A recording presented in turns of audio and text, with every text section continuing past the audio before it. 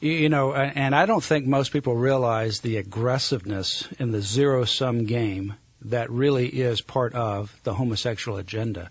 And it is very anti-liberty, very anti-religious. They literally would rather have you be shut down in your employment, in your business, in your licensing, and anything that you do if you do not accept the lifestyle. Just simply saying that you believe marriage is the union of one man and one woman is considered by some to be very hateful.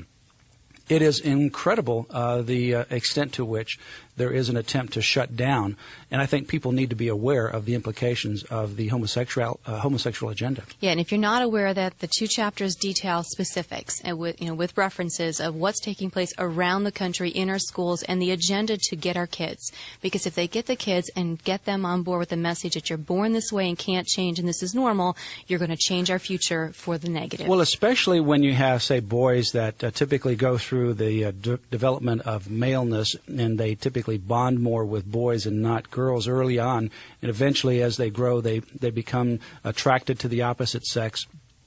But during that time where they're really bonding with each other and boys hanging around boys, if you now start to suggest to them that there's some kind of sexual component or orientation to that, you can literally push them, as Lisa was pushed, into a homosexual relationship. And you deprive them of that necessary positive bonding experience with other boys at that age. So you've done harm in 2 different ways by pushing them into a homosexual lifestyle. And the same thing with girls. I mean, yes. You see girls that hugging, holding hands that boys won't do. Just as friends, nothing sexually about that. But now if you start to sexualize that and eroticize that, you can ultimately push them in a situation where they don't want to be and should not be.